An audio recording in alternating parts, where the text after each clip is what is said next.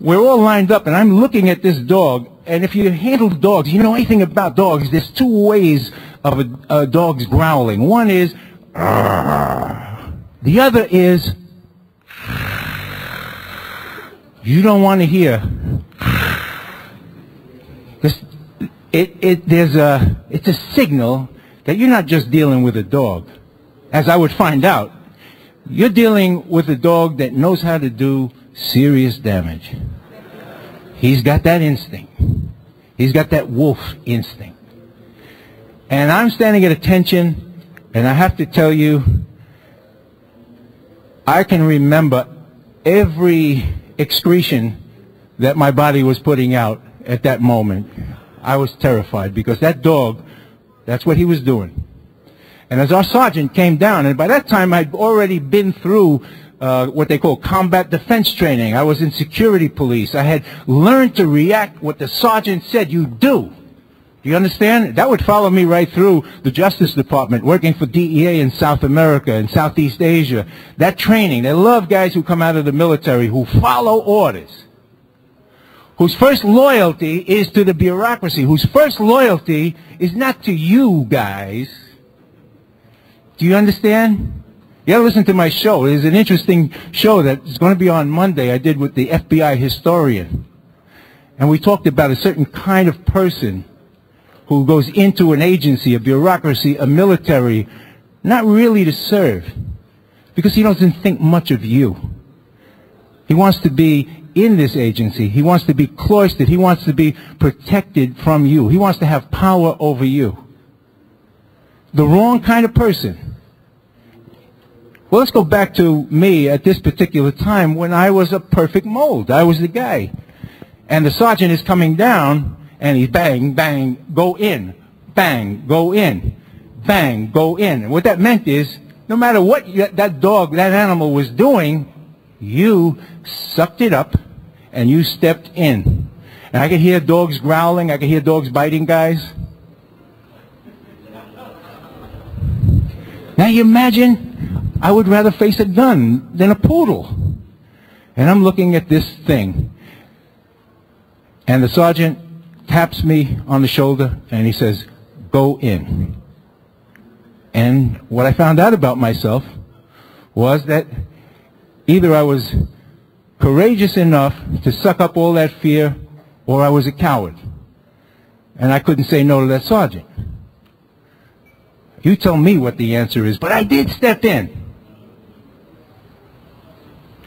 And what happened was, that dog stood about right there. And he continued to growl a couple of minutes that seemed like I can still hear the echo.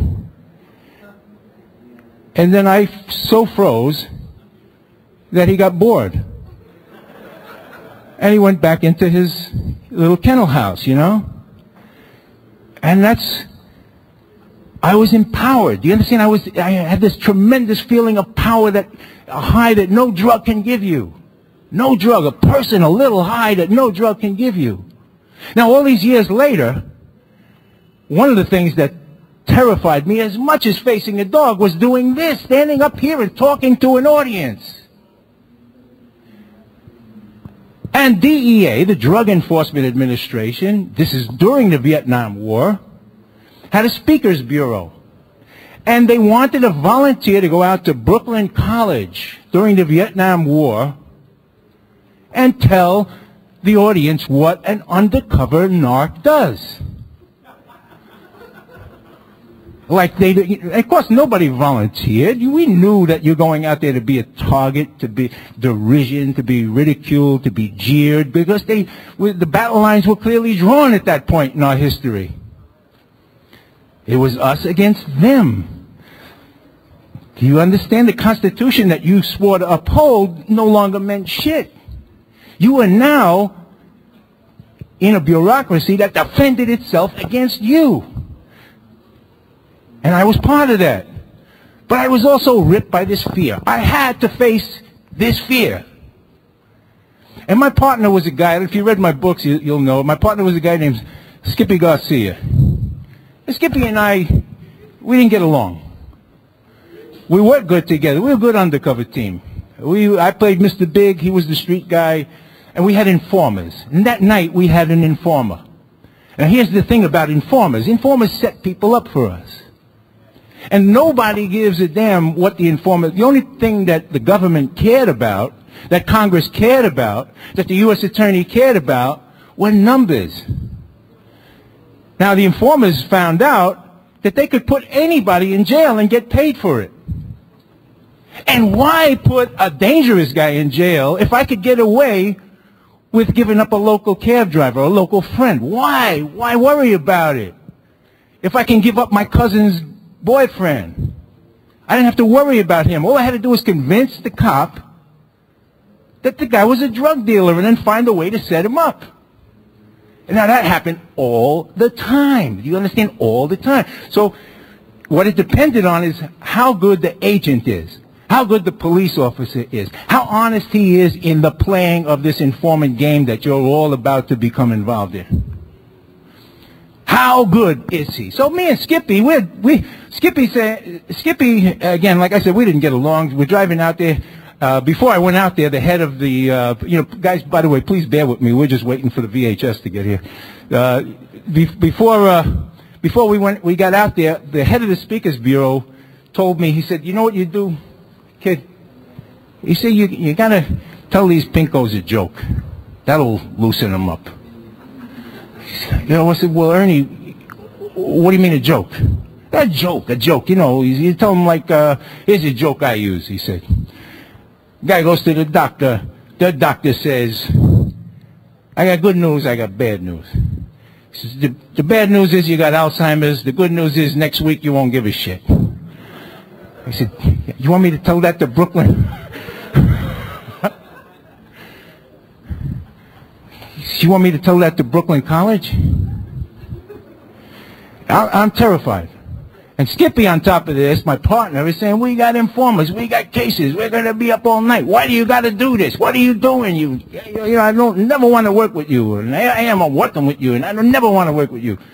I said, I had to face this fear. How do you tell people about these secret inner things?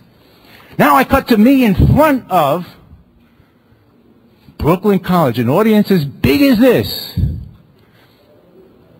staring, jeering at me already, antagonistic. I could feel, and maybe rightfully so, I mean, I was an undercover narc. That's pretty scary to these people, but there I was up there vulnerable. Do you understand? I'm vulnerable. I'm up there, I'm a target. You can get rid of all of this aggression right now. And they were doing it. And all I'm thinking of is, joke. And I look over, and there's my partner, Garcia, just shaking his head, ready to slide under the chair. And there's a murmur and jeering, and now a professor gets up and he says, we have here from the Drug Enforcement Administration, undercover agent Michael Levine. He's going to tell us what undercover agents do. Oh,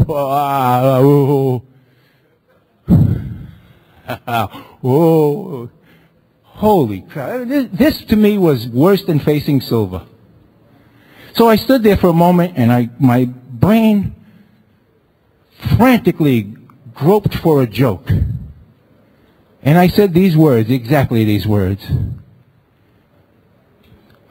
My name is Michael Levine, and I'm a special agent with the Drug Enforcement Administration. And before I can speak, it is a regulation of the Justice Department that everyone here has to be searched.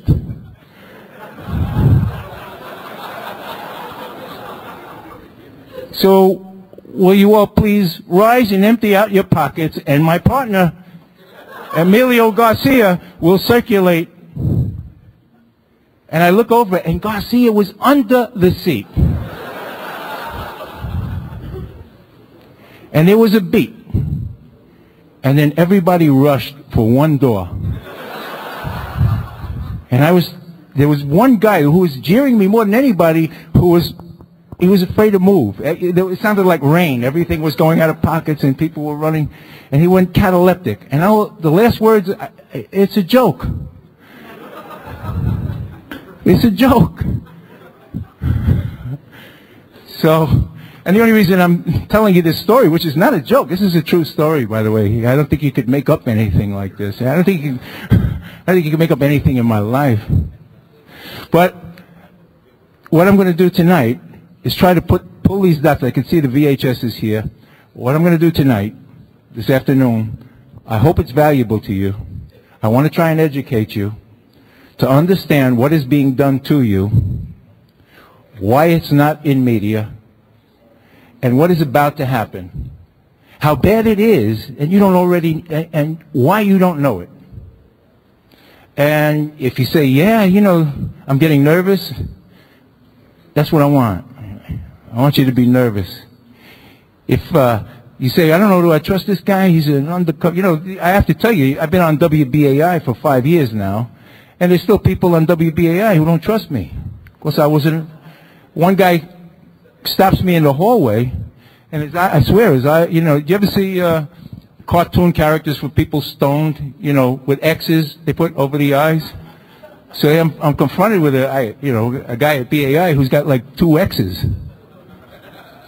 And he says, you know, people think you're a plant. I said, a plant? What kind of plant? A tomato plant? You know what I mean. You know. No, I don't know. Like you're a plant for the government. You're going to... So, well, let me ask you something. How am I doing? Am I getting close to my mission here? So, while I can... yeah, go ahead, buddy. I'm just wondering, Brooklyn College story, you were an active undercover cop. Why would they have you talking in front of these people if they might recognize you a couple years later in an actual operation? You know, that's a great... He said, why would they have an undercover cop going up in front who might actually, you know, be seen? One of the first messages that you've just picked up, and I congratulate you for it, is a lot of the people running this shit are as dumb as doorknobs. Yeah.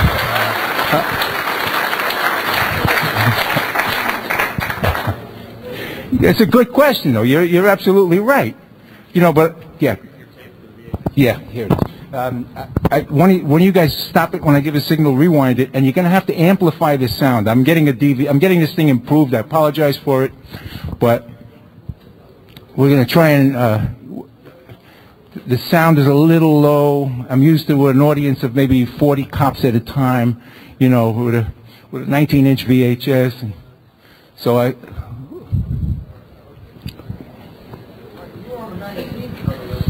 want to tell you something. The guy wrote a book about me. You know, first of all, crooks are not that smart. Let me tell you. There was a book written about me by a writer named Donald Goddard while I was a DEA agent. And the book is called Undercover. Don't even look for it. It's a terrible book. But on the cover of Undercover, which came out in 1987, is me standing on the cover. And I was still an active undercover agent, and DEA gave him permission to write the book. So I decided, for the hell of it, that instead of using my badge, I was going to try to lock a guy up with the book.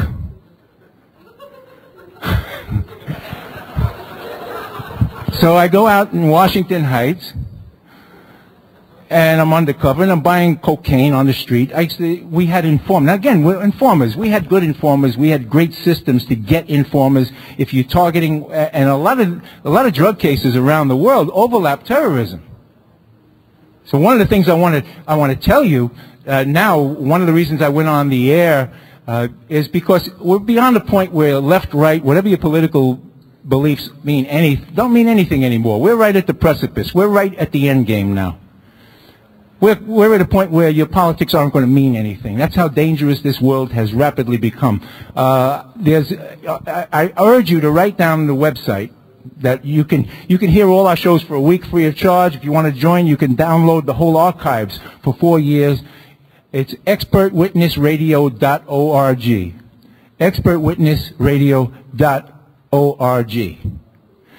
Now, the reason I say that is because what I've tried to do is expertwitnessradio.org. What I've tried to do for the past 5 years is bring those few people from the inside who are willing to tell you the truth, who are willing to go to risk going against the bureaucracy and tell you the truth, and they're on the air. You can hear their voices live. And that's very, very important for you, because among the things that you will hear, where I brought 4 federal agents on with 100 years experience in CIA, FBI, DEA, all overseas. All these cases overlapped into terrorism for years. And we predicted in November 1998 the World Trade Center disaster. You can hear the voices yourself. November 1998, we predicted it. We said it was going to happen. Hear the voices yourself.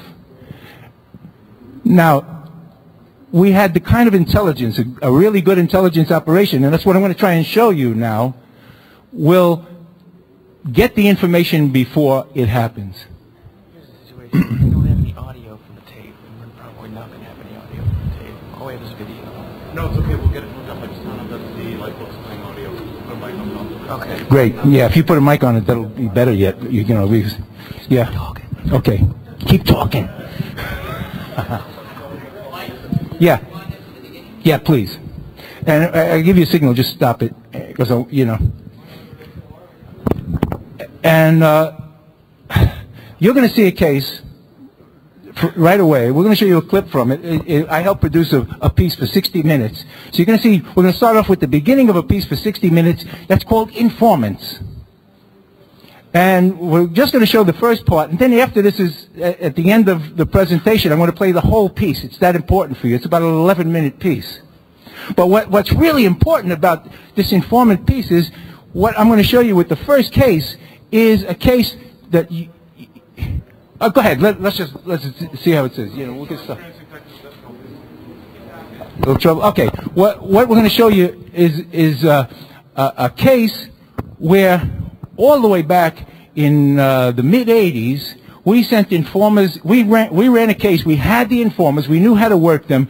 We ran a case from the tribal areas in Pakistan right into the John Gotti organization. Now, we had intelligence as to terrorism then. DEA.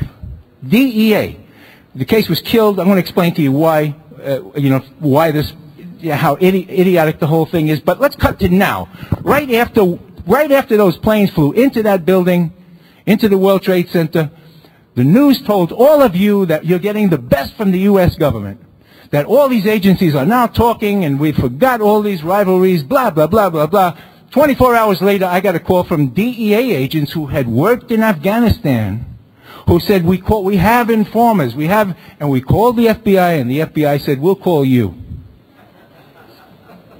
Do you understand? And instead, these nincompoops, these inepts, this Federal Bureau of Ineptitude, instead was given the Patriot Act and rewarded with tons of money.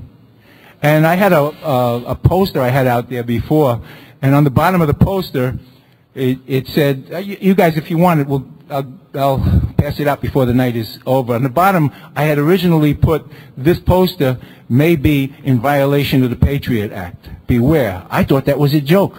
But my sweet wife, Laura, said, please take it off. And you know what I thought about it? And I realized that her fear is justified. Her fear is justified. You recognize? Can you guys see that, or should we? Okay. So all we need is sound, and it looks pretty good.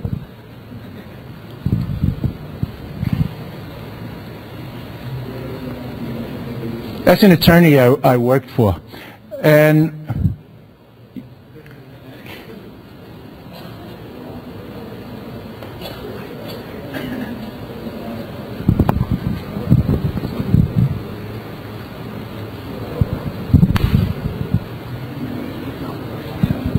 how are we doing, guys? All right. The first case, let me tell you about it so it'll save me time. The first case you're going to see is I am actually what happened is, and this is how intelligence gathering covert ops goes. It began with an informant in jail. The informant in jail calls me. He wants to work.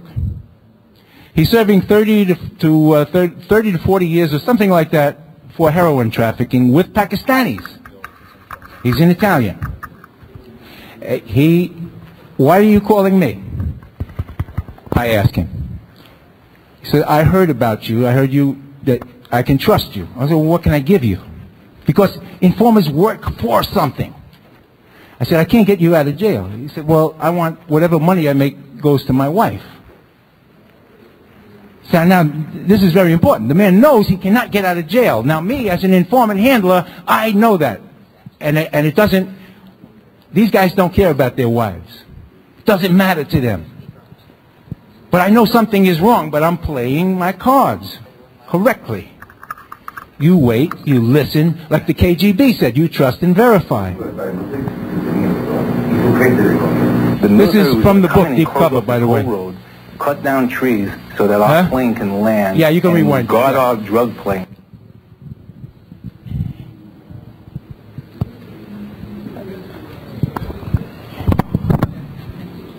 So what happened? What happens is, in the case culminates. You'll see the culmination in about a minute or two, where the John Gotti organization, we go from Willie Sutton said he robbed banks because that's where the money was.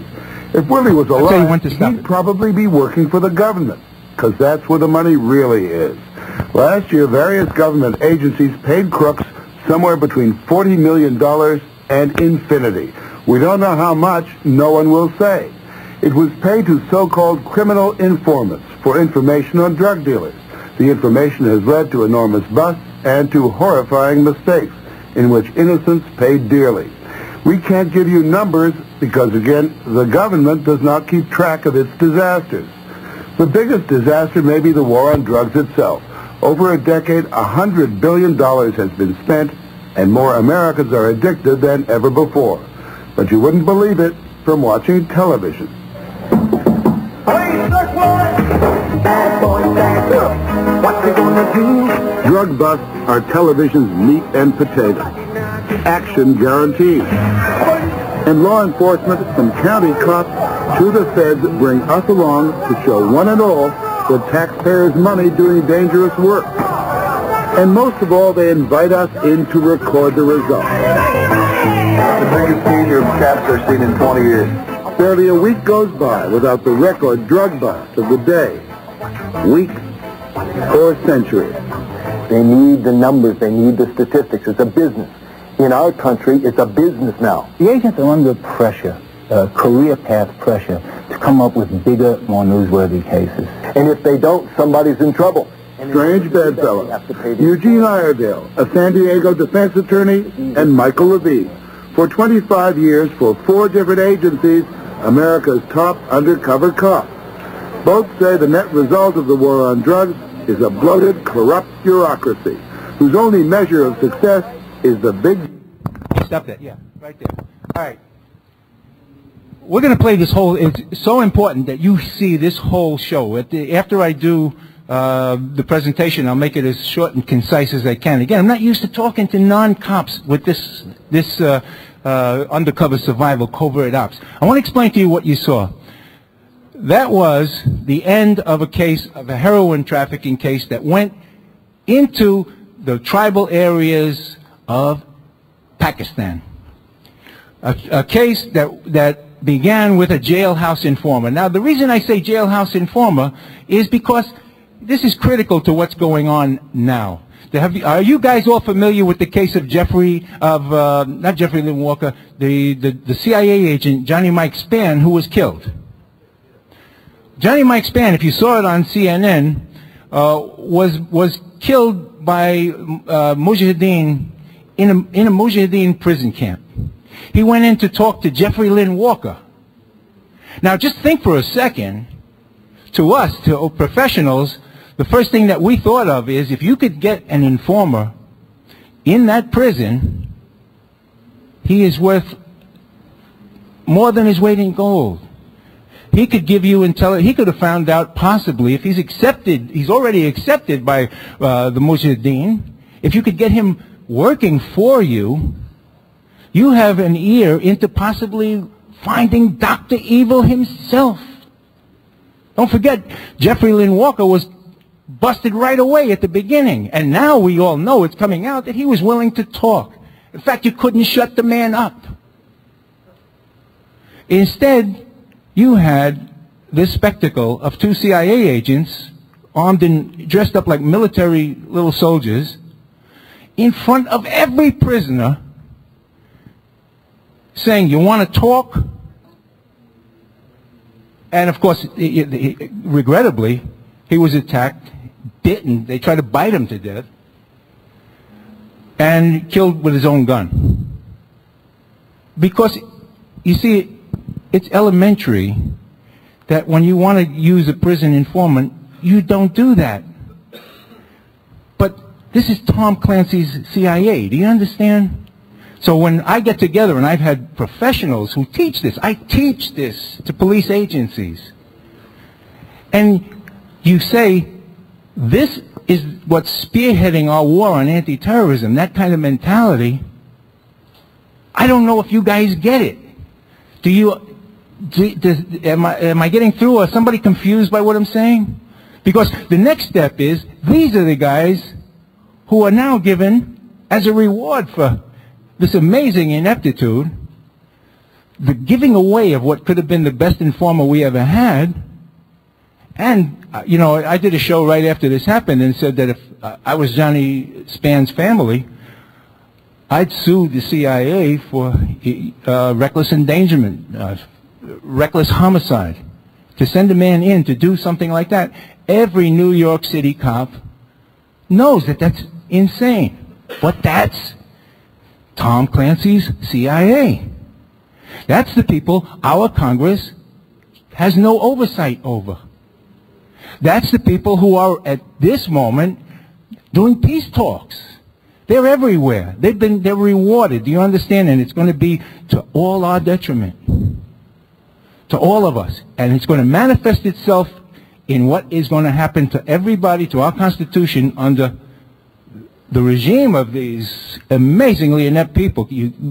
One of the other things I want to tell you guys is that the most dangerous people in the world, and again, in forthcoming shows we talk about it, are inept cops with guns and badges, people who don't know how to do the job. You've got a whole agency, Central Intelligence, who don't know how to do the job. And you can see it in that instance. And now let's take where you really do the job. Informer calls me from jail. Do I go down and let... Now, this is New York. This isn't the Mujahideen. No. I never met the man. I never met him. I wouldn't take a chance on risking his information by in any way meeting him. I didn't trust the guards in prison. I didn't trust anybody. And he had phone time. He was able to call me from prison because in the Metropolitan Correction Facility, they passed the phone around. I had to risk something. And that was it. And we began talking in code. I agreed to give his wife whatever he wanted. First thing he did was set me up. He called a drug dealer, a Pakistani drug dealer named Rafiq Khan. And the informer said, Mike is a guy with the mafia, because this guy was a small mafioso type of guy. Mike wants to buy drugs. I went out to meet Rafiq Khan, just to meet him, and he showed up with a kilo of heroin at the meeting. From this meeting, I then got a Pakistani courier. And I can't, it'll take all night just to tell you this story, but my Pakistani informant, I sent him to Pakistan using Rafiq's information to connect with the sources in Pakistan. In Pakistan, DEA agent, the man living in Islamabad, was able to use the information we had to monitor and surveil and electronically record our informer from New York as he traveled these tribal areas making drug deals. And what they picked up was also terrorism. What they picked up was all kinds of information that was then given to Central Intelligence. Very valuable information. Information they don't know how to get. Now, Back to New York it comes, and the case culminates where I become, in that photo, what you saw is me posing as a Pakistani. No kidding. And me posing as like I said, these guys are not that bright. So who do I meet? I meet Jimmy in the jail. Now has set up this whole trip. The mob guys, John Gotti organization, now knows that this Pakistani, I am now Omar, I forget my name, Omar Abdul, has been to Pakistan and made these connections, and he's now back. And they were able to check out that an Omar Abdul was there. And that was my guy. But now I am the guy. You guys following this? So now I come back and I meet a guy named Johnny Boy Johnson. Now, if you follow the John Gotti trials, Willie Boy Johnson is a Native American. He's a murderer. He was a murderer. He's dead now. Willie Boy Johnson was half Native American, half Sicilian, a boyhood friend of John Gotti's, and he was in jail with my informer. So he heard these drug deals. He couldn't help it. He thought they were real drug deals. So Willie Boy sets up a meet between Omar and his son Johnny Boy. Father and son hit team, by the way. Now I go out and I get permission as an undercover agent to sell the John Gotti organization heroin. It's called a reverse undercover. I'm going to sell them drugs and we're going to bust them. Out I go, I'm wired, I'm wearing everything, and I am on man, I swear to God that this is the best shit you could, yeah, and whatever, you know. And I give him a small sample of 99% pure heroin that we got from the DEA lab. And he, like I said, these guys are not the brightest guys in the world. The only people dumber than them is the Central Intelligence and the FBI. You cannot. So he so trusts me that now we cut to a conversation because the word goes back. The Gotti organization has authorized them to go through with this heroin deal with Omar. Now, mind you, this is a violation of the whole mafia code because they're not supposed to do heroin. They're not supposed to do drugs, and we know that. But we don't. What I didn't know at this point was that the FBI was working on this same organization, and so was another DEA guy who, if you heard the show, Eddie Magnuson. He was working the same organization, and none of us knew it. A situation that still continues to this day with anti-terrorism. Believe me, it still continues to this moment. We're still at September 10th, but now we're at September 10th of what might be the end of this world. And they so trusted Omar that Willie Boy in jail with my informer Jimmy starts to talk, and they get on the subject of physical fitness. And Willie Boy tells my informant, he said, you know, when I knew I needed to fucking work out, he says, it was Christmas Eve last year. He says, hey, we got to go hit this guy. And he tells about a murder that he and Johnny did. He says, I walk out, and he says, it was in front of the Brown Derby club. I walk out. He says, I see the guy come out. I go, pop, pop, pop, and I had to run to the car. He said, I swear I couldn't catch my fucking breath. I knew I had to work out. It's an actual conversation. Murder in front of the Brown Derby, Christmas Eve, okay. I call homicide. Homicide comes down. Turns out a man named Jay Sarno was murdered by Willie Boy and his son. How do we know? The witnesses, well, a couple of witnesses made artist drawings. It's Willie Boy, there's no doubt about it. And Willie Boy said he popped him 3-4 times in the chest. That's exactly what. This murder didn't hit the newspaper. So it's exactly, we knew we had the homicide. Jay Sarno, by the way, was no mob guy. Let me explain to you how flimsy reality is, how flimsy your life is in this reality. Jay Sarno was a guy who insulted a woman and didn't know that she was somehow related to a mob guy. So Willie Boy killed him like a favor. This is no exaggeration, folks. This is life. He wanted to impress this mob guy, so he and Johnny went out and killed this guy Christmas Eve with his family right in front of the Brown Derby club in Brooklyn. Dead, murdered. That's important that this sinks in, that you understand this. What's the value of a human life? That's a question that I've spent 25 years asking myself. And now I think, wow, I feel good. I was already not feeling too good about enforcing drug laws, but I felt real good about getting killers. Now my heart was in this case, really in it. Next thing we hear is that John Gotti himself has authorized that we go forward in this deal. So this is the plan. Now again, I'm used to telling cops this. I want you to follow this. The plan is that I am going to sell Johnny Boy Johnson a kilo of heroin for $100,000. And I agreed to take $50,000 out front and get the rest.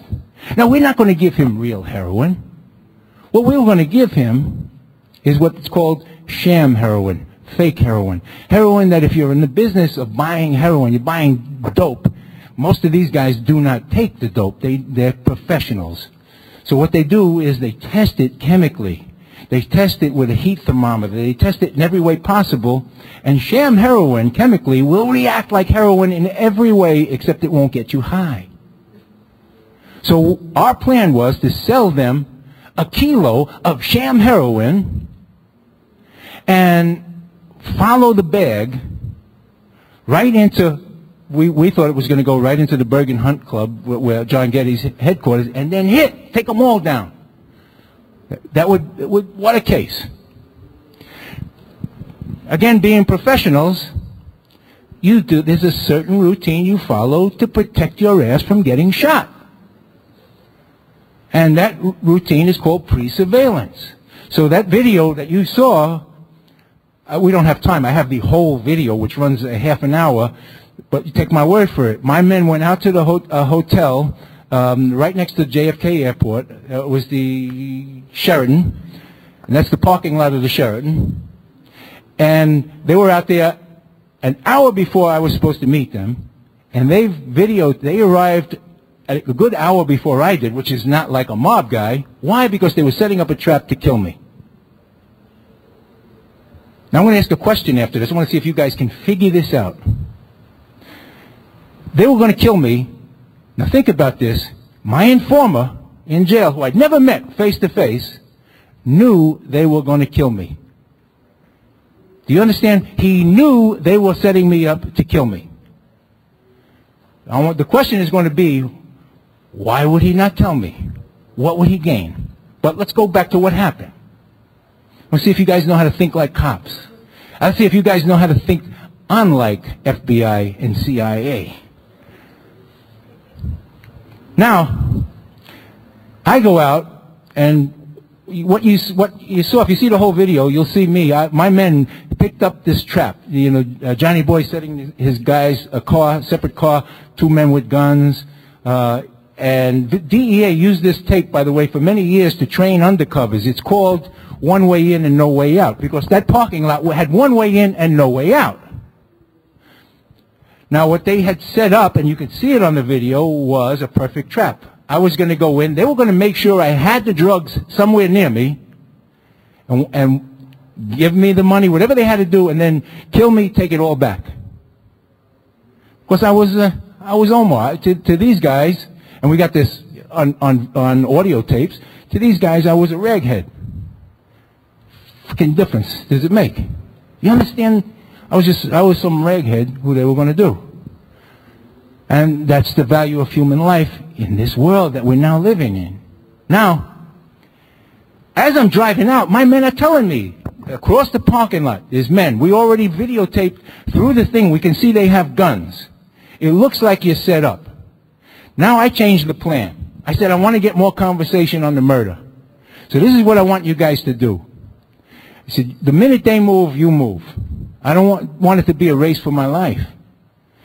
And give me a chance to get this guy talking about the murder. I want to make sure he goes away for it. And what you saw, I don't know if they showed it. If you saw the whole video, which we don't have time, you'll see me talking to him with one leg out. I'm wearing bell-bottom pants, way out of style, because I carried a 9mm automatic on my ankle, and the bell-bottom pants concealed it well. And I'm trying to watch these guys across the parking lot, and I'm talking, and it looks like I have a beer can in a glass, but what I'm doing is I'm getting him to talk. And he's nervous, and I'm waiting for that trap to close. And when the trap does start to close, my men move in and stop it just in time, and the case is over. And we were able, one of the things I learned, by the way, that might interest you guys, is as an undercover agent, I found it interesting, was that when you're scared shitless, you can't fake a Pakistani accent. It's impossible. You come out like a berserk Jamaican. You know, oh man, because I have the tape, you know. But none of it would matter as it would turn out. So we bust them, we take the guns off them, we get the plan. We have enough to charge them with murder. We have enough to charge them with attempted homicide of a federal agent, conspiracy to traffic in drugs. We have enough to charge Willie Boy, Johnny Boy, everybody. All charges were dropped. All charges were dropped. You're wondering why, huh? Well, first question is, why would the guy, he knows I'm going to be killed, why would he not say anything? Anybody figure that out? That's I don't think so, as a favor to the mob, because that wouldn't get him out of jail. Yeah. All right. What? Who said what? Yeah. FBI's involved in this, by the way. They are involved in this, in this whole incident. No, it's not like he was going to kill them for the FBI. He had a reason that informers have for wanting to see an agent killed while they're involved in it. Pardon? No revenge at all. You know, when I made the buy from Rafiq, we gave his wife $17,000. You got it. He can deal his way. He's the witness. He's the guy that puts this whole thing together. I'm dead. They're going to cut a deal with him. Sammy the Bull Gravano. He can kill 21 people. He's out. The FBI come in because it's the murder of a federal agent. They'll cut any deal because I'm headlines now. You understand? I'm an FBI file story. The informer was smart enough to know that if I die, they need him. He can cut any deal he wants. Now, why did they drop the whole case? Again, I'm telling you that Jay Sarno's murder was never prosecuted. I'm telling you that this whole case was never prosecuted. Why? Because what I didn't know, what nobody knew, was that Willie Boy Johnson, the guy in the cell, next to my informer, was an FBI informer.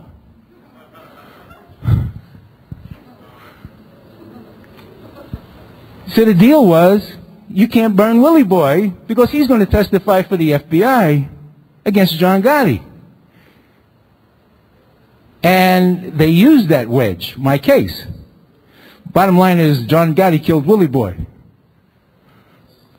And that's real justice. I mean, this is this world that I want to educate you guys as much as possible to understand the games, the deals, what the inability to handle informers will lead to, especially under these Patriot laws. And you'll see it. Now, just go on to the next one. I've got to move quickly now because I've been blabbing too long.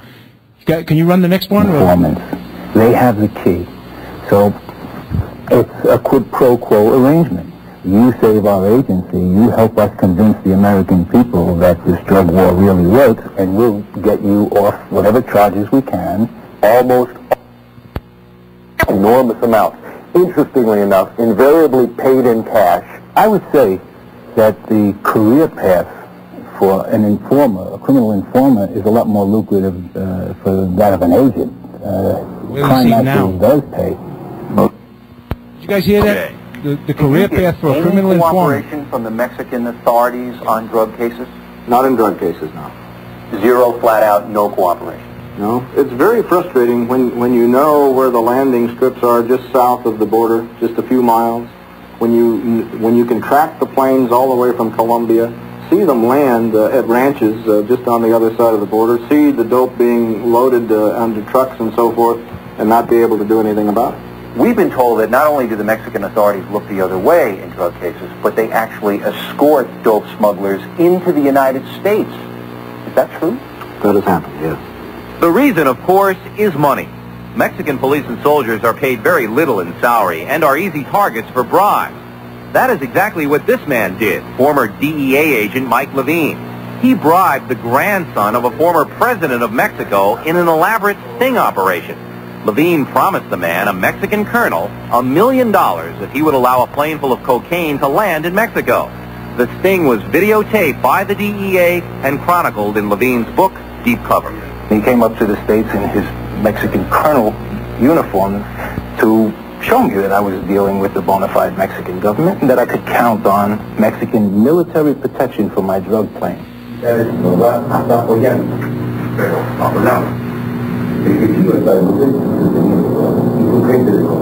military was going to come in and close off this whole road, cut down trees so that our plane can land. Okay, you can cut it there. Guard our drug plane. All right, quick, if those of you who haven't read the book Deep Cover, what happened was, and what they wouldn't say on the air, was Edwin Meese, the Attorney General of the United States, blew the cover of that case. Now, this book was a New York Times bestseller. I said in the book, the Attorney General of the United States blew the cover of a case. Why? There were all kinds of reasons. Central Intelligence, again, was behind every goddamn door. The life of undercover agents meant nothing to these other interests, which permeate everything around 911. These other interests were more important. And very stupidly, again, the Central Intelligence, as inept as they are, were backing informers who were using the CIA like condoms to do it to America. The Condom Intelligence Agency is what they're... Guys, you know, I'm a professional, and they're not. And that's the difference. They're just not. And that's what's frightening now about what's about to happen to us. But here's a case again. Human intelligence, covert ops. Human intelligence. How did this case begin? It began with a jailhouse informer. A guy who wanted to cut a deal, and he did. And this informer brought an undercover team right to the top of the drug world in the Bolivian jungles. Brought us into Panama, where we met the people running both the Medellin cartel and the Bolivian cartel's money laundering. Only they were then working for our friend then, Manuel Noriega. Brought us right to the top. That Mexican colonel was a grandson of the president of Mexico.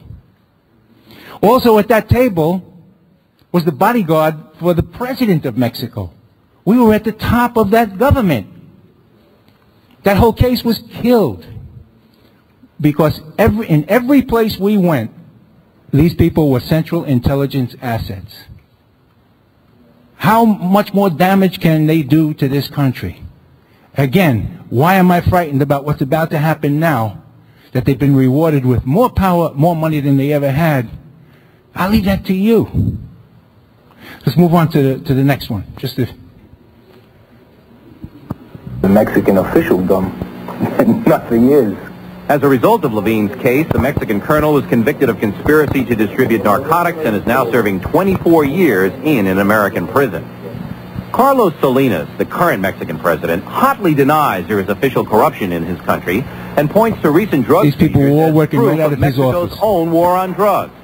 But many believe that this is simply a smokescreen, a few seizures for public relations effect. And there is no doubt that Mexico is very sensitive to bad PR on its handling of drugs.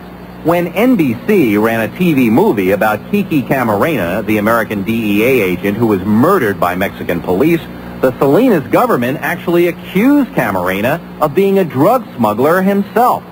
How did you feel when you read the Mexican government accuse Kiki Camarena of selling drugs? I don't know who I hated worse, the Mexican government or the American apologists for Mexico, the Americans who, no matter what they do, stand up and say, oh yes, they're improving this year. The government of Mexico would not provide its spokesman to talk about drugs with Inside Edition. Likewise, Attorney General Richard Thornburg and Secretary of State James Baker would not answer any questions. So the question remains, why doesn't the United States come down harder on Mexico in the war on drugs? The answer, according to highly placed U.S. government officials, is twofold. First, the U.S. is afraid Mexico will stop paying its huge debts to American banks if drug pressure is increased. And secondly, the State Department fears Mexico will no longer cooperate in the struggle against communism in Latin America. That's right. The United States CIA appears to be much more worried about Mexico's economy collapsing or its failure to pay its debt than they are about drugs coming across the border. William Von Raab should know, under President Reagan, he was in charge of stopping drugs from coming into the United States. There was more disturbing news in the fall of 1993. Just a couple of postscript. That was the truth. How many of you remember seeing this anywhere in the media? Again, the control of media is fantastic, and that's why anything can be done and will be done, and you'll see when I finish this off, and you can count on media not telling you. You can count on them not telling you, and I'll show you a specific example, a terrible example, that's going to affect everything that we're about to live through. What's his name? Inside Edition, Bill, whatever his name, he challenged at the end of the show, he said, we're not letting this go. We're going to get answers. Our government refused to answer, which is what they always do. Instead, they go out and manipulate Geraldo, Larry King Live, everybody, the New York Times, the Washington Post, to tell you, well, Mexico's really cooperating, let's give them more money, let's give them... The fact of the matter is, the truth that we knew in DEA was that the people who slowly tortured Kiki Camarena to death, who drove a screwdriver into his head, who drove hot rods all the way up his rectum, with a doctor keeping him alive, testimony in court in California said that these people believed they were working for Central Intelligence. This is testimony in a U.S. court. And, well, they did. They believed that they were. They have a record. Oddly enough, how a doctor kept him alive. You know how we know that? Central Intelligence. Nobody ever, we don't know who he is. Allegedly. Now, it's a great question. Doctor, did the doctor go to prison? A week after we found Kiki's body, Central Intelligence mysteriously, and to this day I don't know how they did it, came up with tape recordings of his tortured death. You just can't jump to the conclusion and say they did it, because basically what happens is they have they're college boys. They're fraternity boys that don't know how to handle informers, and these informers feel like they can do anything once they're working for Central Intelligence, and they do, and they get away with it. And it's about to get much worse, and all I can do is, yes, sir.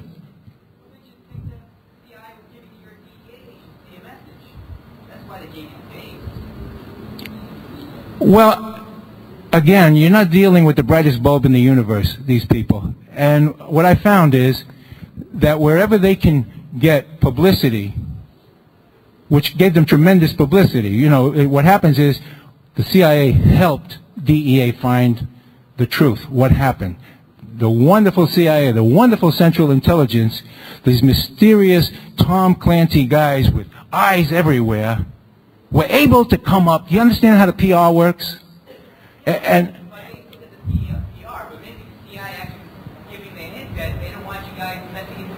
well, you know, I mean, just the fact that when we hit the top of the drug world in this thing called Operation Trifecta, and in one tape-recorded conversation with one of my bosses, when he told me the CIA is in this in 4 countries, I knew we were in trouble. And sure enough, the case was destroyed.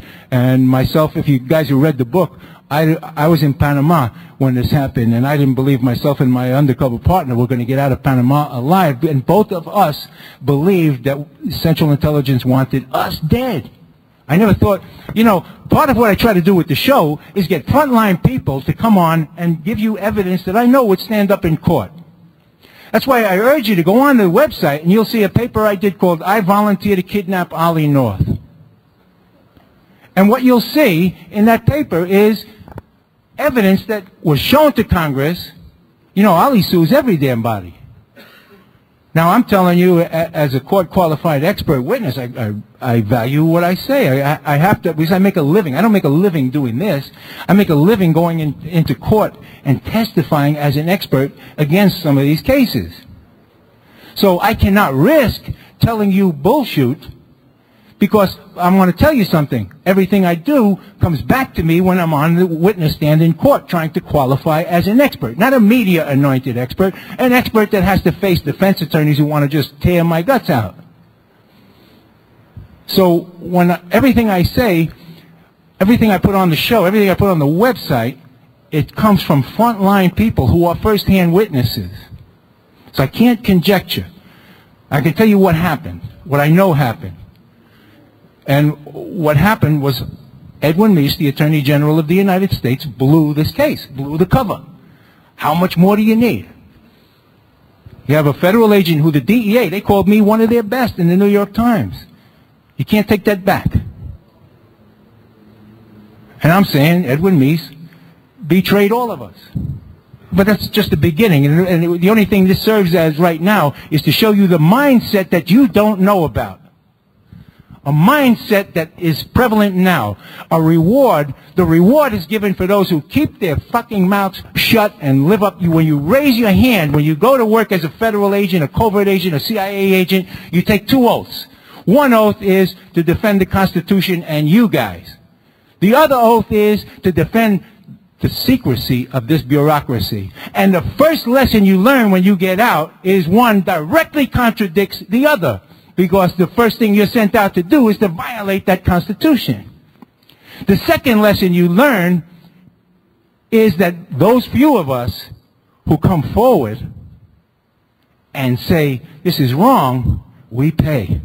We pay big time. When you had Colleen Rowley, one FBI agent out of 25,000, come out and say that the joke in the FBI was that FBI headquarters were moles for bin Laden, the joke is on us. Because what happens, how this manifests itself now, is they have to cover that up by proving to you with bullshit cases like Jose the terrorist, which, by the way, was rubber stamped by the New York Times as a terrorist plot thwarted. The only place you heard people from the FBI come on and say it's a lie, it's a publicity, was on my show. Last week, if you heard, I had Hugo Rodriguez, 25-year FBI agent and defense attorney, come on and say it's an absolute lie.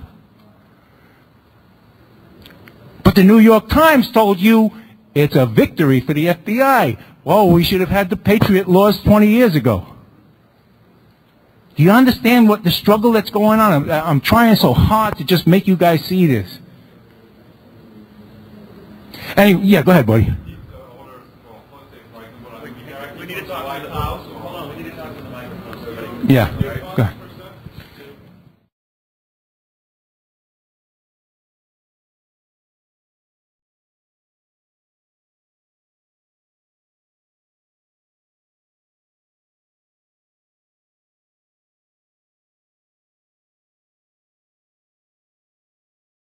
Back, my experience goes right here. Government had protected some drug dealers. As officers in the narcotic war, we saw the political choice made, up close and personal. One example, Levine said, was during the Nixon administration when he was about to bust a major source of heroin. And I was stopped cold, because that source were our allies in the Vietnam War. Levine said this was not an isolated incident, that it had happened many times in his 25-year career. If it was a question of supporting people who supported our economic and political philosophies in other parts of the world, and they happen to be drug dealers, as most of them are, we supported them and we protected them. We protected them by looking the other way And the drug dealers had another ally in the war, money. That it has a corrupting effect whose tentacles extend virtually everywhere. About the Moussaoui case.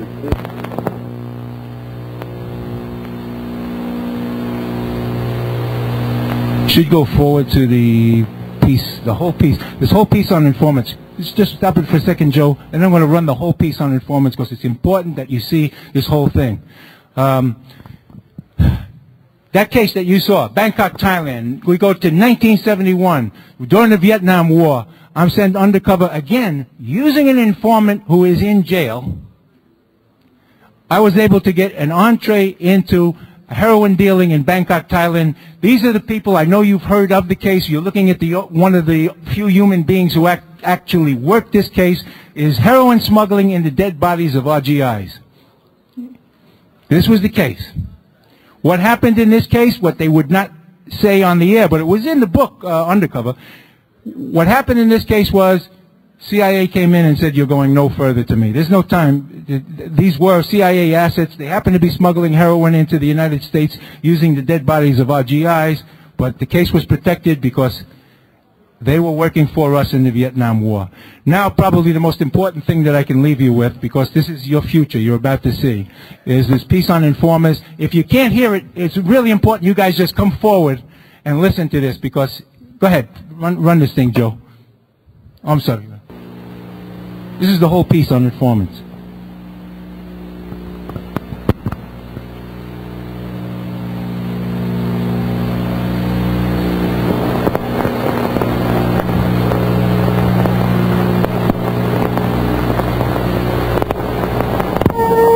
Billy isn't very bright. What is our responsibility?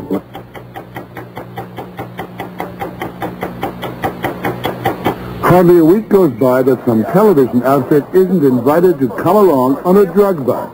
The drug bust in this house is one they just as soon forget. This retired farmer and his wife are just two of nobody knows how many Americans the government has to apologize to every year for treating them as the criminals they aren't and never were. Imagine 8 masked men, guns, Storming through the house, and I kept asking, what have we done wrong? I said, we don't hurt anybody.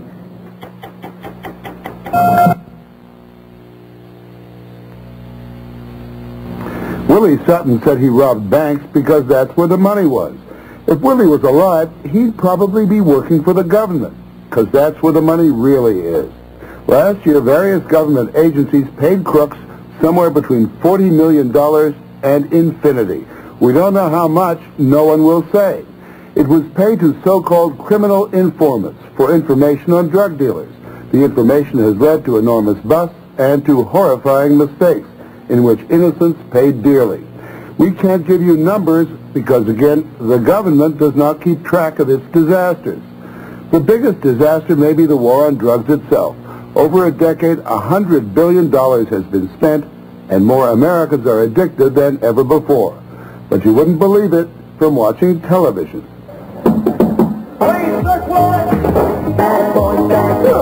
What you gonna do? Drug busts are television's meat and potatoes. Action guaranteed. And law enforcement, from county cops to the feds, bring us along to show one and all the taxpayers' money doing dangerous work. And most of all, they invite us in to record the results. The biggest scene your caps have seen in 20 years. Barely a week goes by without the record drug bust of the day, week, or century. They need the numbers. They need the statistics. It's a business. In our country, it's a business now. The agents are under pressure, career path pressure, to come up with bigger, more newsworthy cases. And if they don't, somebody's in trouble. Strange bedfellow, Eugene Iredale, a San Diego defense attorney, and Michael Levine. For 25 years, for 4 different agencies, America's top undercover cop. Both say the net result of the war on drugs is a bloated, corrupt bureaucracy, whose only measure of success is the big bust, the show. The key to that show are criminal informants. They have the key. So it's a quid pro quo arrangement. you save our agency, you help us convince the American people that this drug war really works, and we'll get you off whatever charges we can. Almost always paid informants. Paid sometimes enormous amounts. Interestingly enough, invariably paid in cash. I would say that the career path for an informer, a criminal informer, is a lot more lucrative for that of an agent. Crime actually does pay. Most exciting game in town. Bill is not his real name. For 8 years, he was one of the government's favorite informants. Neither he nor his handlers will say how much he was paid. We do know it was plenty. For example, a $700,000 airplane like this one, a gift from the U.S. government. The Justice Department says during those years, as a pilot, he was also running one of the biggest cocaine rings in South Florida. He's in jail for that, facing possibly 10 life sentences. Were you running drugs while you were working for the government? For profit, for yourself? It's pretty difficult to infiltrate these operations and without associating or being involved with drug trafficking or drug traffickers. Did the government know everything that was going on, every step of the way? No. Bill says that it's on the record that agents gave him carte blanche to do whatever he wanted. Like many informants, he, rather than agents, often seemed to run cases. If an informant is slick enough and knows how to play the system enough, he can cleverly manipulate these people around and get them to violate their own rules and regulations. We just seem to benefit each other, myself and the government agents. The benefits to the government were busts. The benefits to Bill, according to the government, were this house in a private airstrip in Florida, at least 4 airplanes, and a ranch in Montana. Not every snitch gets to be as rich as Bill, but they all share one common quality. They are pathological liars. 7 a.m. Northern California, last Thanksgiving weekend. The information that we received was that there was a drug lab in the process of cooking narcotics. An informant had tipped off the Stanislaus County Sheriff's Department about a drug lab operating from this remote farmhouse. There supposedly was a biker type described as tiny, 6'5", 280 pounds. Armed with a search warrant and ready for battle, the SWAT team moved in.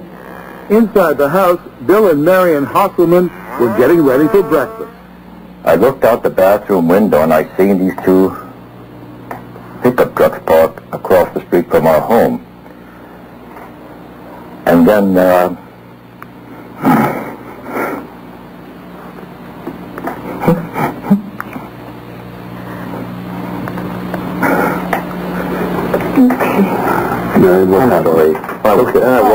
I walked to the front door and I seen these burly shadows standing there. The SWAT team identified itself and demanded he open the door. I says, I'm not letting you in. I don't know if you're telling me the truth. I don't know who you are. You could be robbing me. I says, I won't let you in.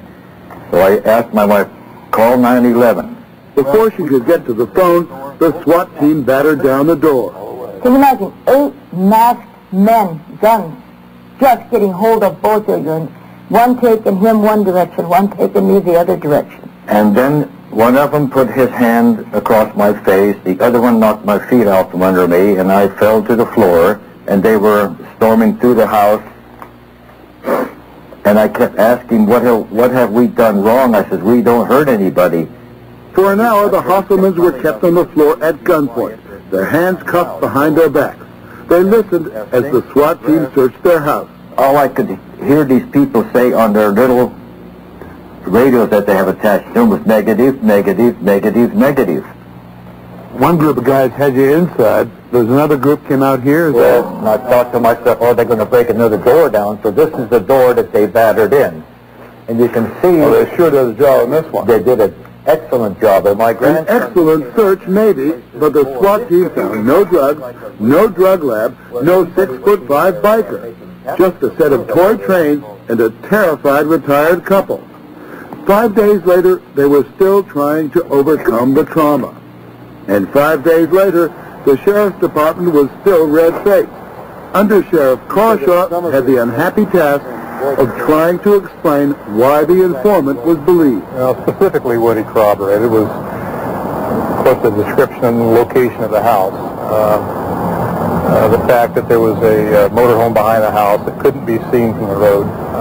He described the dog that was at the house. This is the vicious killer dog you were supposed to have. Yes. This dog and 2 Rottweilers. I never heard of a Rottweiler. The Hasselmans also have no idea who the informant might be, and the sheriff's department will not tell you. What's your best guess in hindsight that he concocted the whole tale?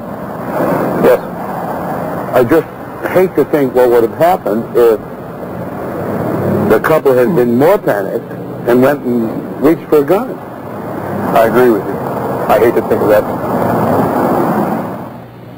I was treated like a criminal for almost 2 days after this happened. In the emergency room, I can remember hearing conversation around me, and I remember somebody saying he was involved in a drug bust. Don Carlson is the ultimate straight arrow. He almost did not survive his encounter with a federal drug task force last August. As an executive of Anacomp, a Fortune 500 company, he'd gone from work to dinner, then to his home in Poway in suburban San Diego. Federal agents watched him arrive. There on an informant's tip that several hundred kilos of cocaine was stashed in the garage, protected by 4 armed guards. Around midnight, Carlson was asleep. The next thing he heard was his door being battered in. I stood at the extreme end of that hallway and hollered as loud as I could, who's there? Who did you think was up there? I thought they were robbers, burglars. I thought my life was in danger. And still no identification? Nobody ever communicated with me that evening, period. Carlson panicked, tried dialing 911, then went for his handgun. Returned to the hall, and a bomb went off. Something police call a distraction device. And I fired twice at the front door. Then what? And then I'm almost immediately, I'm hitting this leg, and I returned. He staggered back to his bedroom, dropped his gun, and collapsed. Twice more he was shot. As he lay bleeding on the floor, Carlson was handcuffed and shackled. I thought I was in the middle of the worst nightmare I had ever experienced. And I do remember wondering what the hell this was. I did not know. I mean, I couldn't fathom it. The feds were having their own nightmare. The same informant told them of another stash. So while one group of agents was breaking into Carlson's house, another group was breaking into this house a few miles away, and they too came up empty. But the results were a lot less tragic. There was nobody home. In fact, the house was vacant. So far that night, the government was batting 0 for 2. In some disarray, the agents picked up their informant, Ron Edmonds. She said, somebody just got shot, and it's your fault. I said, hey, what? She said, somebody just got shot, and it's your fault. Somebody got to pay for it. Ron spoke to a San Diego television station shortly after the raid. At the time, his identity was still protected by the government. The night of the raid, his government handler was not amused. They claimed that I said at the office that I just picked that house randomly and told them to go in it. Oh, no. There's a lot of things I might have said, scared as I was, but I don't think I necessarily said that like that. It should have been clear by now that Ron was unreliable. But the very next day, agents confronted Tony and Michelle Jones.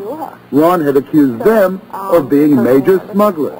And at that point, I was just in what you might consider a complete state of shock. Especially so because she herself is a deputy marshal, whose husband had met Ron at a gym. The cops searched the house and found nothing. The third phony accusation in 24 hours. She says had the SWAT team moved in on her the way they did on Carlson, she would have reacted like the cop she is. I would have come out shooting because nobody bangs into your house at 12 o'clock at night. You know, and especially when you're not involved in anything and you have no suspicion that anything's going on, if your door's being knocked in, you know, you protect yourself. The Joneses were furious. Don Carlson was fighting for his life. The government was investigating itself. and their man Ron. He was a small-time crook with a record a mile long and a small-time snitch for the Hillsborough County Sheriff's Department in Tampa, Florida. When he moved to San Diego, he went big time as a federal informant. He said he knew all about a major cocaine cartel. They believed him and paid him. I don't mean to be cynical, but I have a prediction for you.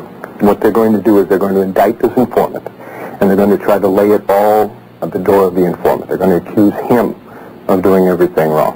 Right.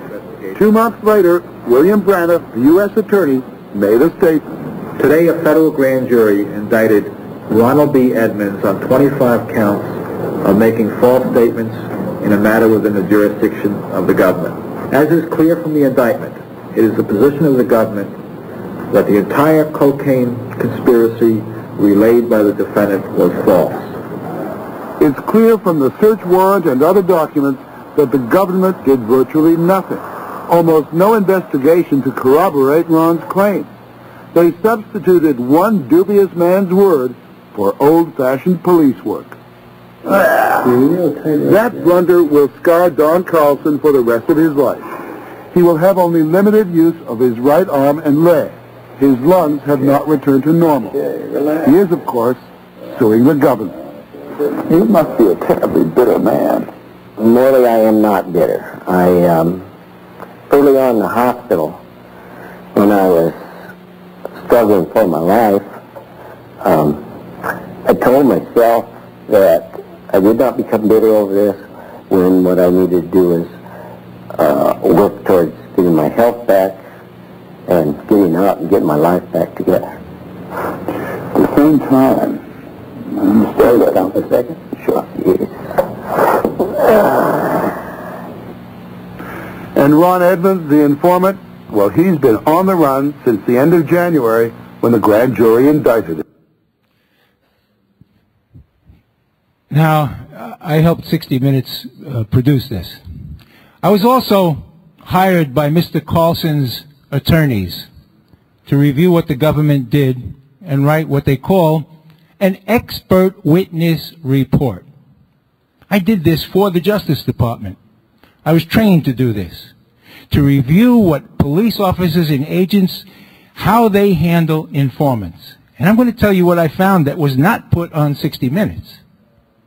I found Ron Edmonds told a multi-task force. When we talk about task force, we're talking about DEA, Customs, the San Diego Police Department, Bureau of Alcohol, Tobacco, and Firearms, Immigrations, and they had a brand new SWAT team, by the way, that they had just trained. And let me tell you, they're training like crazy now for the Patriot Law, like absolutely crazy. These guys who set up and sell special military equipment to police agencies are doing the biggest business of their life. The stock market's going down, but the armament of police agencies in this country is going way up. Now, what I found was, and I read their own reports, that Ron Edmonds, who could speak no Spanish at all, no Spanish, convinced these federal agents that he had been accepted by the Medellin cartel. And I'm talking about teams of 30, 40 agents, and he then went on the payroll. Why? Because he said, I can give you a big case. A big case means headlines. Headlines are now more important than I submit the Jose Padilla case, the Jose the terrorist case, which they're now backing off from. Then now nobody wants to say a thing about it because it's bullshit. And the fact of the matter is, the New York Times Sunday before last put it out and said the FBI thwarted a terrorist act. Now, how does that translate? More money, your adulation, and you know the sad thing about it is, just you guys hear this. How many people read the New York Times? This is what you're up against. The New York Times is pushing for more police powers by putting this bullshit out. And I look at this audience, and I promise you, a lot of you guys are facing big problems. You know why? Because you look different.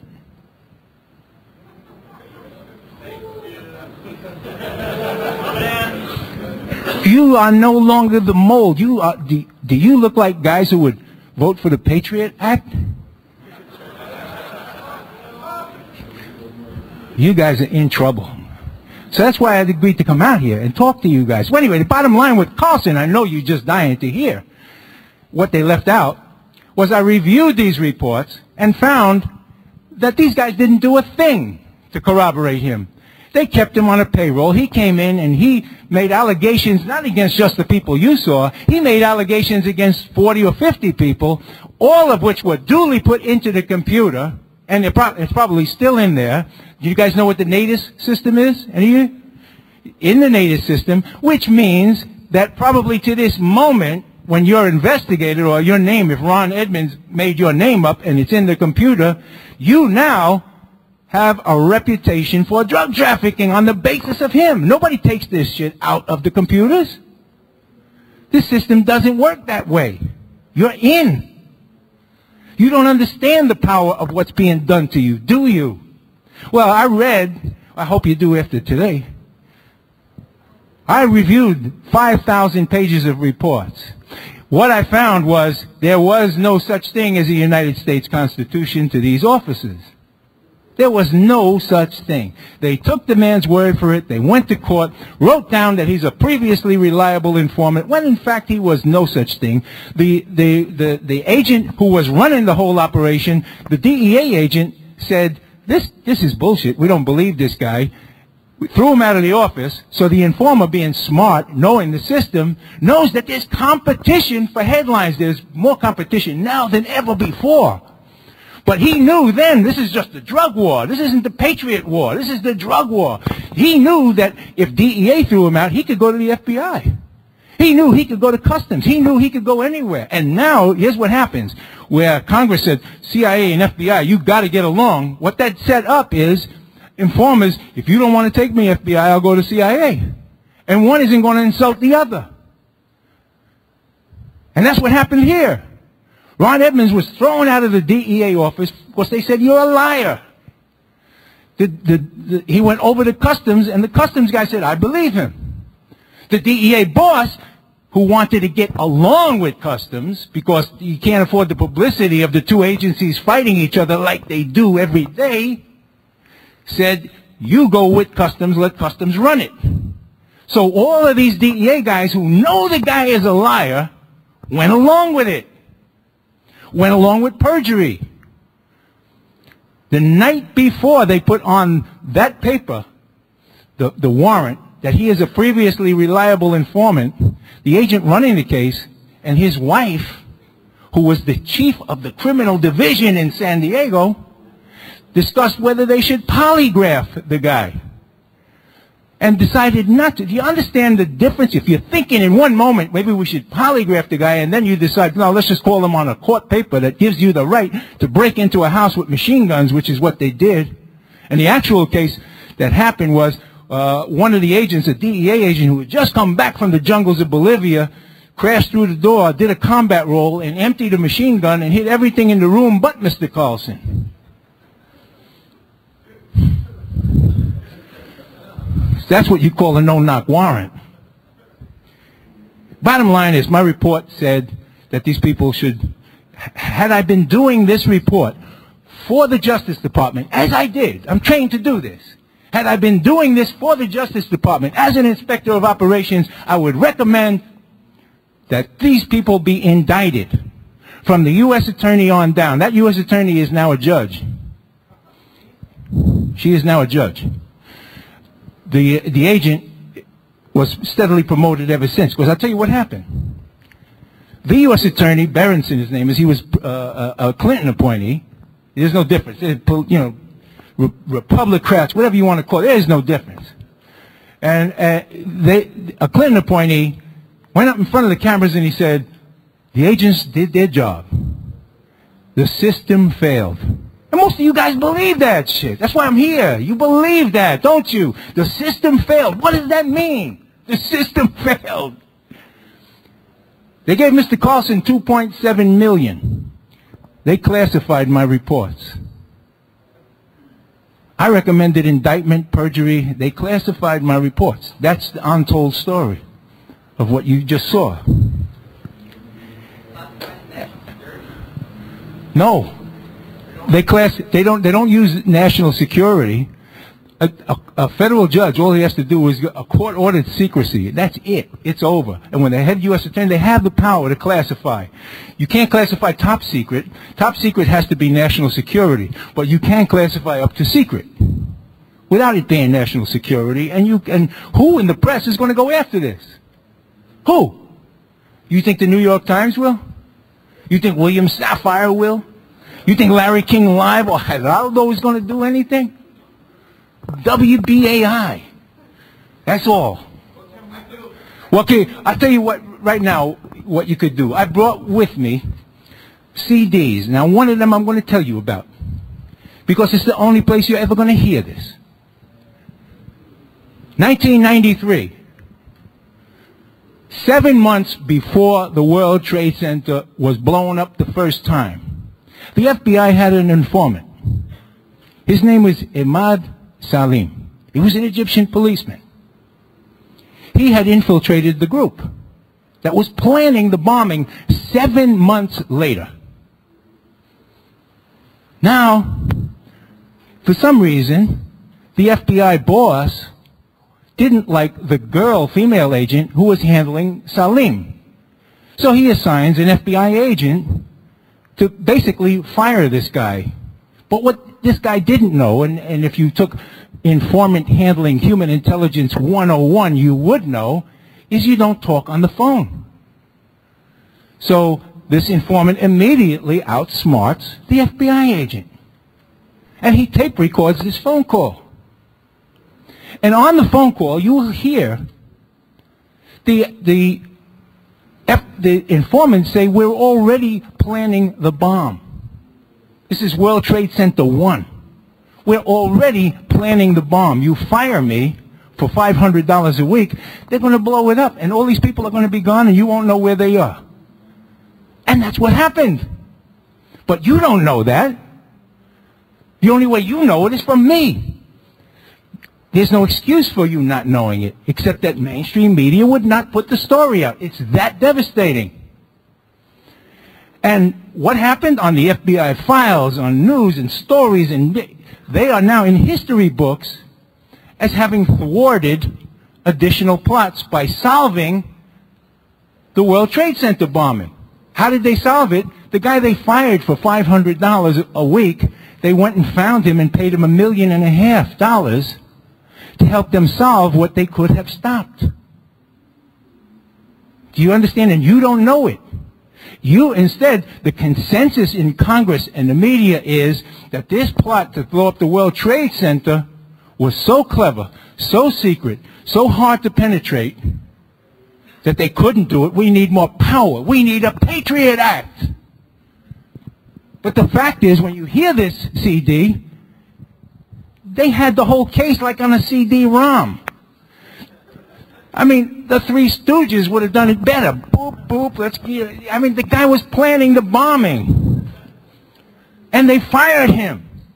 And if you're wondering why Rudy Giuliani was screaming that we're going to make a law that the FBI has to now tell the NYPD, because they didn't even tell the NYPD. And oddly enough, and you'll hear that on the tape, the informer went into a hospital with his ears ringing the day of the bombing, the blast. And the informant says some enigmatic things that our Congress should, you'll hear it yourself. The informant says things like, they're planning the bombing. The informer was helping to direct the bomb. Do you understand? And that's what informers do. They create crimes. But that's the secret that we will never know. And that may be, by the way, the secret to the McVeigh case, because I've studied the McVeigh case. I've done show after show. You can hear it on this website with experts. And the fact is, McVeigh was dealing with an informer a day. They had to know it was going to be done. And they botched it up like they did the World Trade Center. But then this goes further. What reveals on this tape, one tape, recorded voices, is that it's the same people who did it the first time who did it the second time.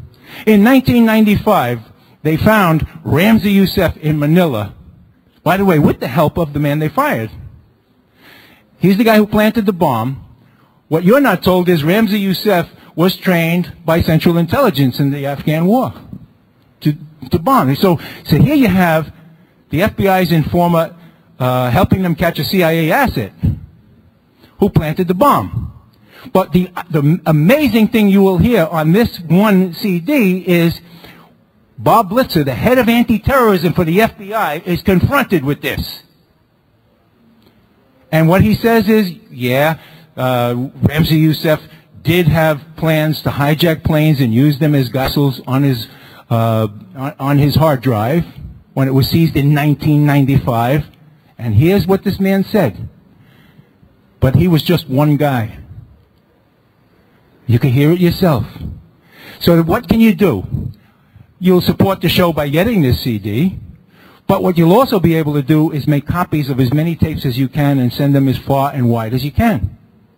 That's something to do. There's nothing else. What you'll hear is you'll hear on the tape. I did a show with Christina Borgeson, who was 19 years mainstream media. You'll hear her say, "You don't need a Patriot Act." That's the point. He said these guys had it.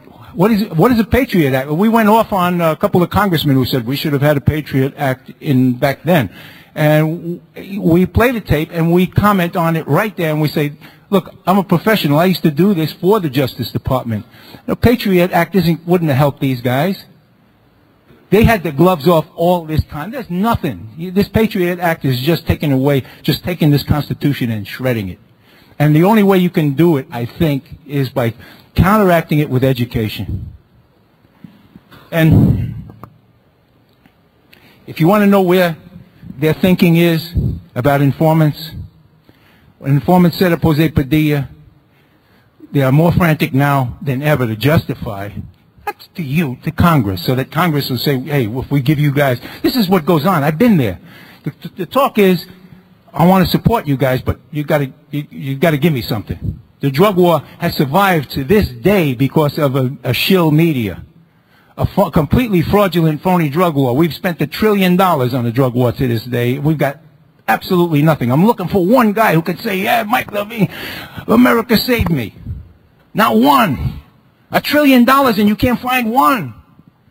How do you guys take this? The only reason it exists, again, go on the website. You'll see the piece. Mainstream media, the drug war shills. Well, now it's happening again. Only now I think a page in history is about to turn that we're not going to be able to turn back. I think we're about to go too far. And those of you who want to get this CD, I urge you to get it. Hey, John Stitt, yeah, he's sitting there with whatever CDs are left. Stand up, John. I mean, he's very shy. I arrested him in 1975. We got. So, because we're going to be gone soon, I would urge you. You know, that's something to do, and you'd be supporting this show. And having said that, I think I'm almost out of time, but I got about 10 or 15 minutes for questions. Do you guys want to? Any questions? Come on. Yeah, go ahead, my friend. Call it out. I'm going to repeat it. 2 questions.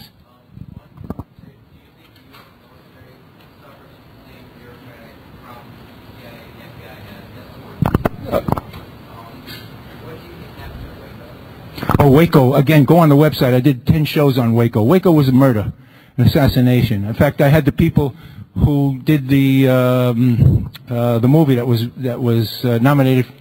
I had them on my show 3 times to put their research on. Waco was an out-and-out murder. It was a media-planned extravaganza that was run by bureaucrats who have just don't know how to do the job. They put people out who are professionals. Again, you're running a system where professionals who know better, because they're trained, like I try to go back and tell you that, and their experience is such that you don't turn against the bureaucracy no matter what. You're in this. The bureaucracy loves you. The bureaucracy will take care of you. You be loyal to the bureaucracy, not to you guys. Not to you guys, because there's no reward for being loyal to you guys. And that's what happened in Waco. In fact, I have friends. I served in ATF, and I had friends who wanted to come on the show and talk, but not about Waco. But I got a few people to come on and talk about it. You got to go on the archives and see it. And the other, the military, yeah, same thing. But military's worse. These guys, yeah, it's just, it's worse in the sense that you don't talk. You don't hear military guys coming forward at all. Yes, sir.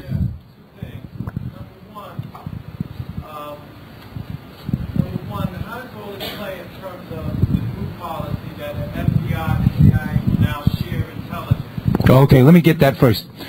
FBI, CIA share intelligence. Absolute BS. Can't work. I was part of something like that.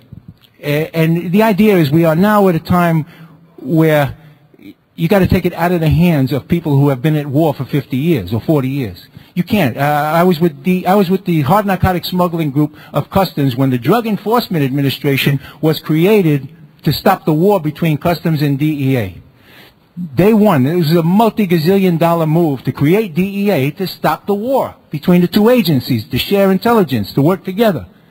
Day one, as a DEA agent, I go out because I speak Spanish. They sent me out to get to interview a Colombian smuggler.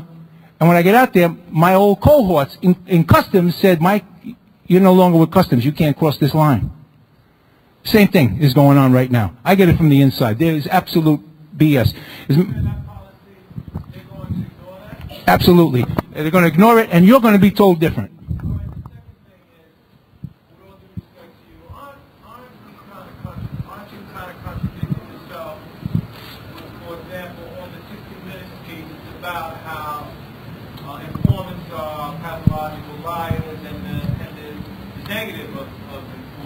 Yeah. Yeah. But then you tell us on this CD that you have informants telling us about the crimes before they happen. That's not what the CD. What the CD has is the informant tape recording the FBI agent. He speaks for itself. I teach. It's a great question, and I'm going to explain to you what happens. You need informers. There's no doubt about it. But what you need are professionals who corroborate informers. The KGB had a wonderful expression, and it was trust but verify.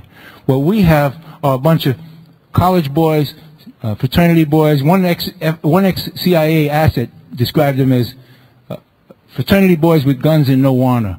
But they don't have. If you have people who really have no training, no expertise, no talent in that area, and you put them out with a gun, badge, and an informant, you're going to get Carlson cases. So it's a tough. One of the things I've said over and over on the show is there are certain people who can handle informers, human intelligence. They have that magic. No amount of money can train you to do it. No amount of power can train you to do it. You might be able to. You might be a guy who sits down and you can do it. I don't know. I'd have to see you work. That's what we have to find to put in, put that in their hands. There is no way of getting away from the informant system. But what it has to be is in the hands of professionals who are rewarded for protecting us, not jamming it to us. I hope that, yeah, okay. Yes, sir. Mike, have you ever met John Stockwell? Yes, I have. You never had him on the show. Yeah, I know. I don't recall, whether I tried to get him on the show or not. He and I appeared together on a couple of things years ago. Yeah. Yeah, Joe.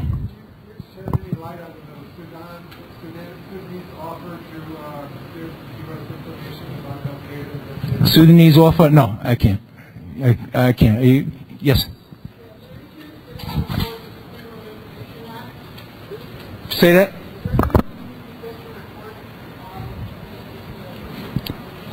My reports on which report? The one on I'm going to put it up on my website. I'm going to put it up on my website. Yeah. There's been a lot of recent talks about major cartel dealing, including high-end technology. How would that apply to us, sex, and in your line of work, which is mass intelligence? High tech? Yeah, I'm not a techie, but I always worked around. I mean, I've done cases where, and this is in the early days of computers, where there's a international drug operation, one run by a guy by the name of Harold Barr. The entire thing was computerized. He had everything on computer. And we were able to penetrate it with human intelligence, informers and undercover agents. And so, you know, the bottom line is, if you can combine the two, I have a thing called CENTAC that I do, and I've got guys who work with me on select cases, top computer guys, top human intelligence, undercovers, and we put them together for commercial work. But you can't take away one without the other. You need the techie, you also need the good undercover, you also need the good human intelligence, you need it all. Yes, sir.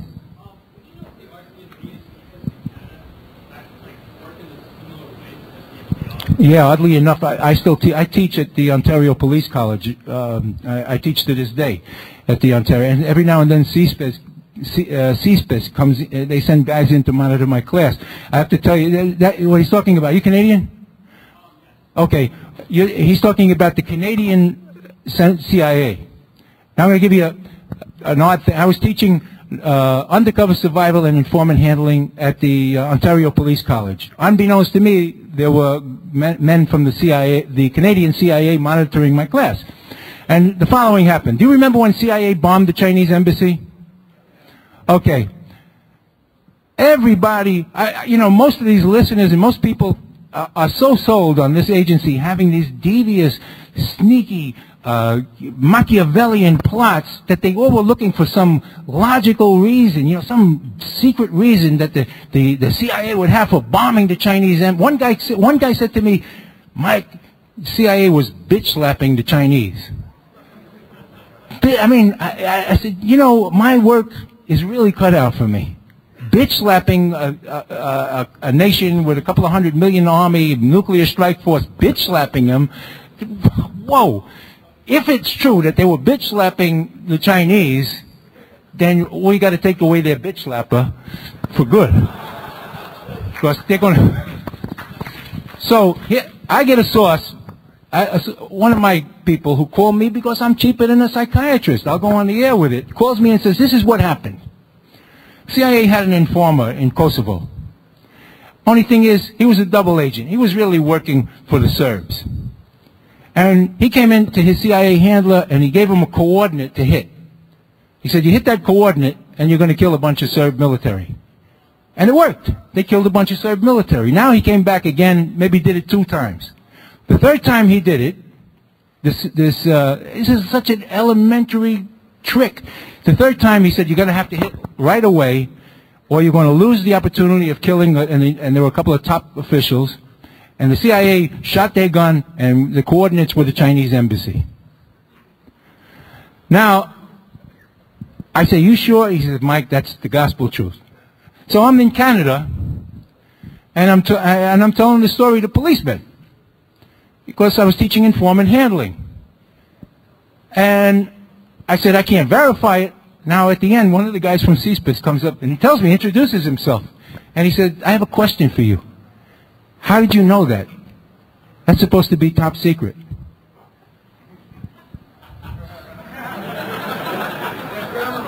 He was there. CSPIS was over there in Kosovo. And are they like CIA? Apparently they're, you know, they work close enough. Yes, sir.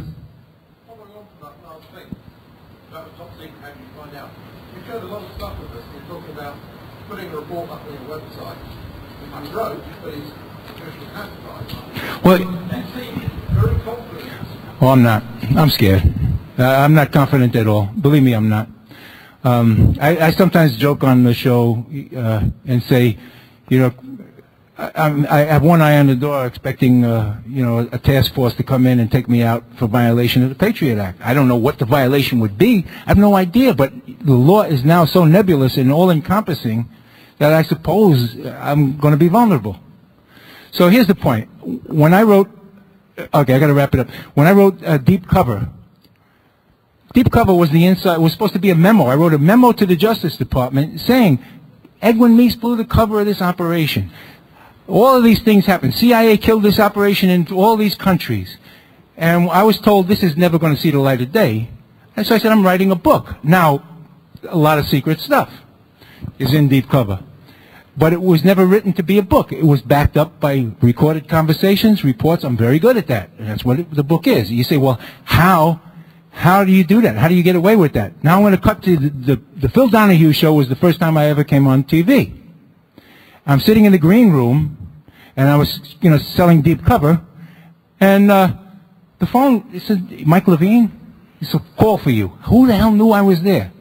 It was a guy in DEA headquarters. And he said the following, Mike, I'm sitting here, and there are 10 lawyers with your book right now, going page by page, looking for any reason to indict you. And I said, if you're trying to scare the shit out of me, you've succeeded beyond your wildest imagination.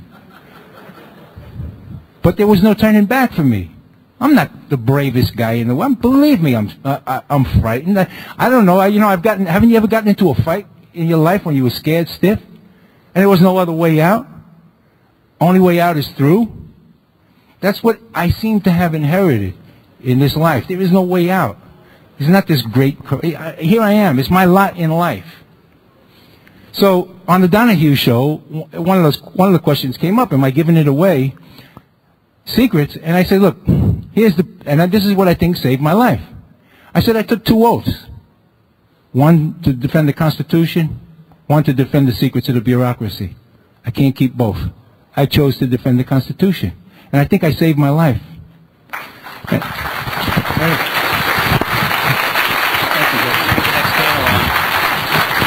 With that. Yeah, guys, I'm leaving. Thank you so much. All of you.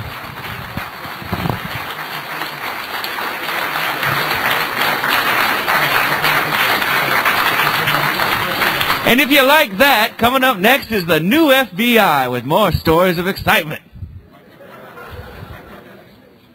We have a panel of several people coming up. A lot of people have been waiting for this panel. It's going to be excellent. And after that, be sure to head downstairs for more ravey insanity in the DJ room with mini DJ spinning. Get on the network, play with old computers.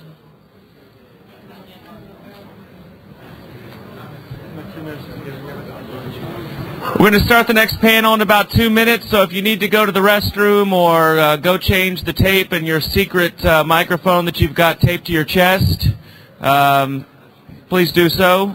Thank you. What?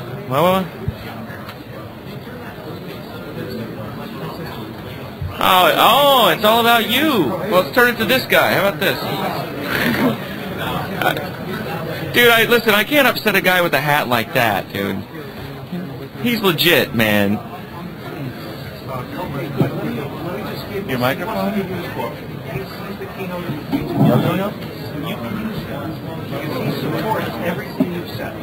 Oh. All right.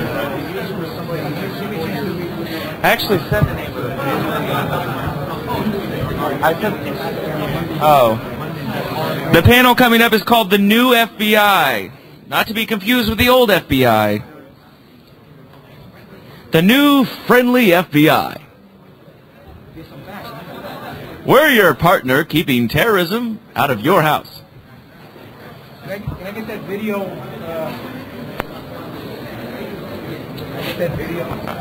You have the videotape? Yeah. Ask the... I wish I knew the AV dude's name.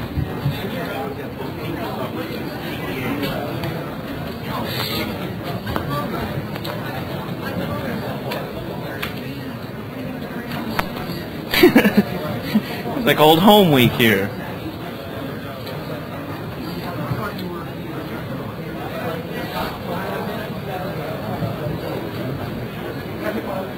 Nada,